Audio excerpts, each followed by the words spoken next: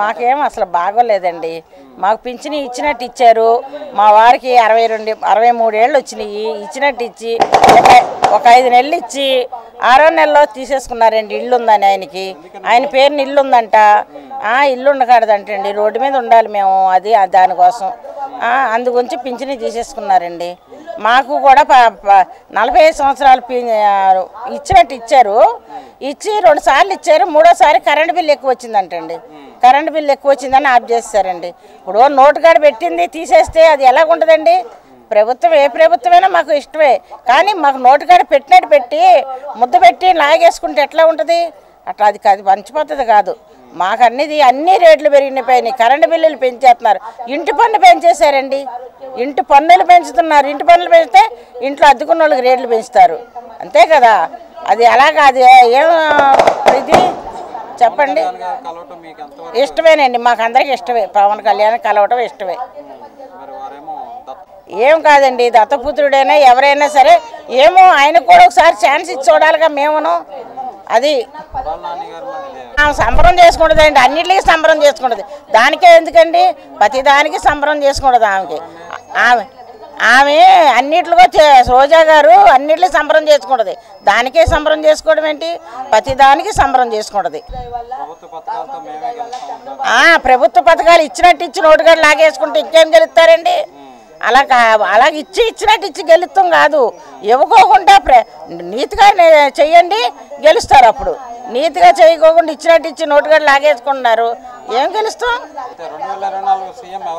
జగన్ గారు రారండి, చంద్రబాబు నాయుడు గారు వస్తారు. అదండి, అంతే. మాకు నచ్చలేదండి జగన్ ప్రభుత్వం.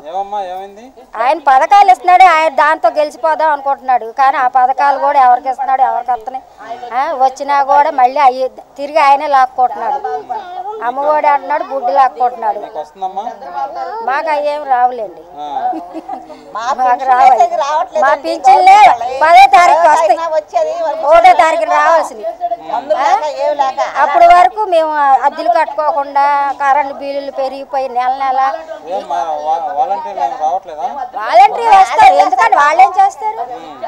వాలంటరీ వ్యవస్థే మంచిది కాదు సరిగ్గా. ఎందుకంటే అది ఆటోలకు వేసినట్టు వేస్తున్నాడు. ఆటోలు ఎదరికి వెళ్ళాక డబ్బులు లాగుతున్నారు. ఇంకేంటి డబ్బులు వేసింది? అక్కడ అయితే నచ్చలేదండి. చంద్రబాబు వస్తేనే రాష్ట్రం డెవలప్ అవుద్ది. ఏ కంపెనీలు తీసుకొచ్చి డెవలప్ చేసి జాబ్లు ఇస్తాడు. దరిద్రంగా ఉందండి అసలు. మీరు వస్తుంటే మా రోడ్లు చూసారా? మీరు వస్తున్నప్పుడు మా రోడ్లు చూడండి. 4 సంవత్సరాల నుంచి ఈ రోడ్డు వేసిన దిక్కు దివాణా లేదు. చెత్త కార్పొరేటర్లు, చెత్తవారం అంతా చెత్త మినిస్టర్లు. ఏంటండి వస్తారు, గడప గడపకి అని వస్తున్నారు, చూస్తున్నారు, వెళుతున్నారు. ఇక్కడున్న స్థానిక కార్పొరేటర్ కూడా మేము కంప్లైంట్ చేసాం, ఎన్నోసార్లు కంప్లైంట్ చేసాం. ఈ రోడ్డును పట్టించుకున్న దిక్కు లేదండి ఇప్పటి వరకు. ప్రభుత్వ పథకాలు ఇస్తున్నారండి, 10 మంది ఉంటే ఒక 4గురికి ఇస్తారు. మిగతా 6గురి పరిస్థితి ఏంటి? వాలంటరీ వ్యవస్థ పని చేసుకుంటుందో పని చేయట్లేదో వాళ్ళకే తెలియదు. పెట్టుకున్న వాళ్ళండి 5,000 రూపాయలు గ్రాడ్యుయేట్స్ని పెట్టుకున్నారు. 5,000 రూపాయలు ఇచ్చి వాళ్ళని గ్రాడ్యుయేట్స్ గౌరవ వేతనం కింద ఉంచుకున్నారు. వాళ్ళు ఎందుకు పని చేస్తున్నామని తలకొట్టుకుంటున్నారండి. రాత్రింబాళ్ళు వాళ్ళకి పనులు చెప్తున్నారు, అడు చెప్తున్నారు, ఇడు చెప్తున్నారు, తిరుగుతున్నారు. వాళ్ళకి 5,000 రూపాయలు గౌరవ వేతనం అంటున్నారు. వాళ్ళు తలకొట్టుకుంటున్నారు, ఎందుకు జాయిన్ అయ్యామా, ఎందుకు చేస్తున్నామా, ఎట్టి చాకరీ ఏంటి మాకు ఈ విధానం అని చెప్పేసి వాళ్ళు చదివిన చదువుకి చేసే ఉద్యోగానికి పొంతం లేకుండా చేసుకుంటున్నారండి వాళ్ళు. రోజా గారినే చూసాం మేము, ఎవరిని చూడలా. ఒక మనిషి బాధల్లో ఉన్నాడంటే అయ్యో పాపం అంటారు, కానీ ఇది బాంబులు పెంచుకొని స్వీట్లు పంచుకొని ఇంటింటికి స్వీట్లు పంచి ఎవరైనా ప్రతిపక్ష నేత అనేటటువంటి వాడు, ఆయన 45 సంవత్సరాలు రాజకీయ జీవితం వెలగబెట్టి ఆయన 2 సార్లు ముఖ్యమంత్రిగా ఉండి చేసినటువంటి వ్యక్తి, అటువంటి వ్యక్తి జైలుకి వెళుతున్నాడు అంటే ఎంతో బాధపడతాం. అసలు ఏ కారణంతో? ఎందుకంటే ఉత్తిత్తి కారణాలతోటి వాళ్ళు అన్నీ కూడా స్కిల్ డెవలప్మెంట్ కేసు, అక్రమ కేసులు బనాయించి ఆయన్ని అక్రమంగా పంపించారు జైలుకి. పంపించింది కాక పైపెచ్చు ఆవిడ బాంబులు పేల్చుకోవటం, స్వీట్లు పంచటం, ఇంటింటికి స్వీట్లు పంచటం ఎంత అనైతిక చర్య అండి అది. కొడాలి నాన్నగారు ఒకటేంటండి బోల్డ్ అంటారు, ఆయన అనాల్సి చాలా ఉంటారు. ఒకప్పుడు రాజకీయ భిక్ష పెట్టిందే చంద్రబాబు నాయుడు గారు. కొడాలి నాని అనేటటువంటి వ్యక్తి ఎక్కడున్నాడు, ఎక్కడి నుంచి వచ్చాడు? అటువంటి వ్యక్తికి రాజకీయ భిక్ష పెట్టిందే చంద్రబాబు నాయుడు గారు. అతను ఇప్పుడు వైఎస్ఆర్లోకి వెళ్ళాడు కదా, రేపొద్దున మంత్రి పదవి తీసేసాడు, ఎలాగో తీసేశాడు. రేపొద్దున మళ్ళీ సీట్ ఇస్తాడో లేదో, 4 బూతులు తిడితే చంద్రబాబు గారిని తిడితే ఇంకో సీట్ ఇస్తాడేమో, మళ్ళీసారికి సీట్ ఇస్తాడో లేదో అని ఎన్నో రకాల మాటలు ఎంతోమంది మీద మాట్లాడుతున్నాడు. నాయుడు గారి అంత సేటు మనిషిని ఆడు ఈడు అతనికి ఎట్లాంటి మాటలు వస్తున్నాయో, ఎట్లాంటి పదజాలాన్ని వాడుతున్నాడో అన్నీ గుర్తుంచుకుంటామండి. మేము ప్రతి కార్యకర్త కూడా మేము గుర్తుంచుకునే ఉంటున్నాం. పొత్తుపై అభిప్రాయం మంచి అభిప్రాయమేనండి.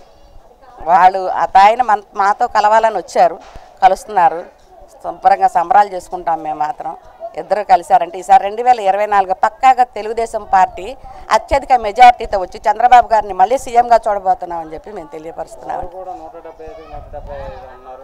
అంటారండి. ఈసారి వాళ్ళ ముఖం చూసి చిచ్చి రావద్దు, గుమ్మాల్లోకే రాదు. గడప గడపకే పాదయాత్ర అంటేనే బస్సు యాత్ర చూసారుగా, తుస్సు యాత్రలాగా తయారైంది.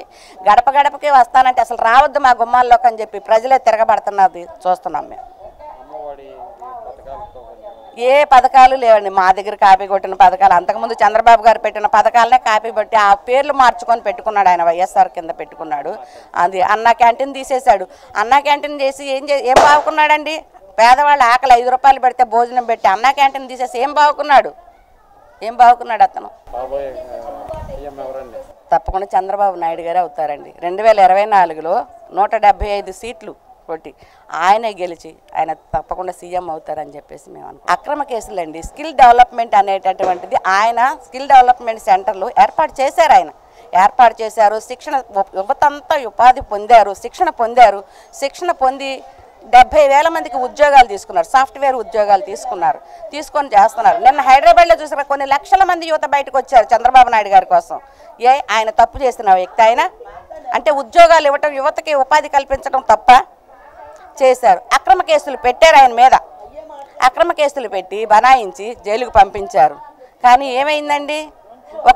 ఇంతవరకు ఆయన మీద ఇది అనే ఒక సాక్ష్యం నిరూపించలేకపోయారు. అవునా కాదా? అందుకే కదండి ఇప్పుడు ఎప్పుడైతే సింహం బయటకు వచ్చిందో ఎక్కడికెక్కడ పరారైపోయారు. చిట్టెలుకలన్నీ కూడా పరారైపోయినాయి. ఎక్కడికెక్కడ గుళ్ళల్లో దాక్కున్నారు. గుట్లో దాక్కున్నట్టే ఇంకా వాళ్ళు అసలు బయటికి రారు. బయటకు వచ్చి ఒక మాట మాట్లాడరు కూడా.